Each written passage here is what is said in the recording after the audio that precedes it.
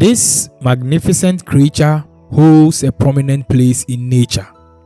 Beyond its English name, how is it known across Ghana's diverse languages? In Asante Twi, it is called Anene. Anene. In Akuapem Twi, it is called Dabi. Dabi. In Ga, it is called Labite. Labite. In Eve, it is called Akpavia.